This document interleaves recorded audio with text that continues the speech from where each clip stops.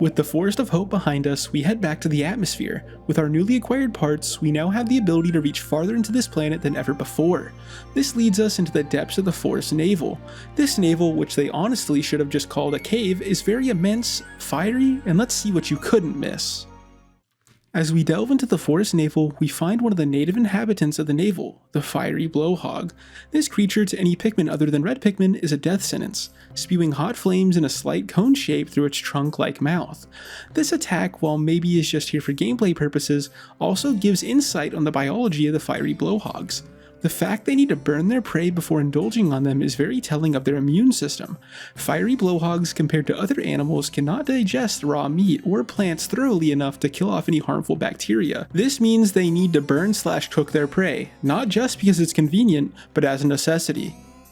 The Puffstrom is one of the most unique mini-bosses we see in Pikmin overall, which is odd considering the fight is barely even a fight at all. This is due to the Puffstrom's weird strategy of running away constantly and only stopping when it has excess spores to spread. Speaking of the spores, these spores weirdly have the ability to take control of our Pikmin for a brief period of time until they are snapped out of it. This attack is very brutal, causing Pikmin to attack their own kind and Olimar himself. However, are they really attacking us? In reality, the controlled Pikmin are not even controlled.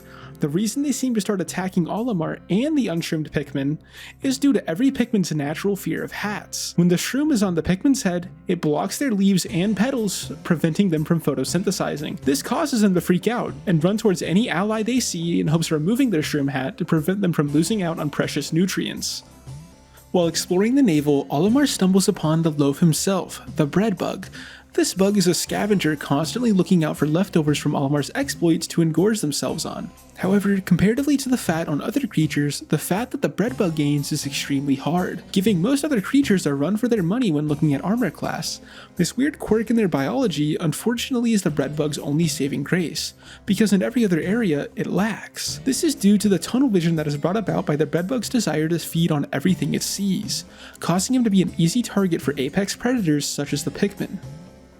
After Olimar and the Pikmin's long struggle with water, the Blue Onion is here to solve our problem by showering us in blue Pikmin. These little guys were born with gills, giving them the ability to traverse water with ease. Though, why do the blue Pikmin, in addition to having gills, also have a mouth? Every Pikmin type before this has had the ability to speak, but never needed a mouth to do so. And since blue Pikmin also have leaves or petals, they can photosynthesize easily and have no need to eat. Thinking of any other functions of the mouth other than speaking or eating leaves us only to one conclusion. Blue Pikmin, due to being able to live and move freely in water, have had little to no fear of any and all predators. This led to one thing during their evolutionary line that caused more deaths than predators ever could: boredom. This boredom was so immense that blue Pikmin evolved to have a mouth so they could spit water at each other to stave off boredom whenever necessary. The main boss of the Forest Navel is the beady Longlegs. This boss takes the cake for the biggest boss of the game due to its long legs that are its namesake, though even besides its size, it has another very cool feature.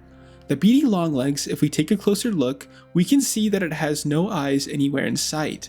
Clearly this is due to it living in a cave and not needing eyes to survive, but even then, how does it even get close to stomping on our Pikmin without any form of vision? To explain this, we need to look even closer at the beady Longlegs. If you look at every joint this creature has, instead of a solid connection, they are just balls, somehow allowing the limbs to move freely around them.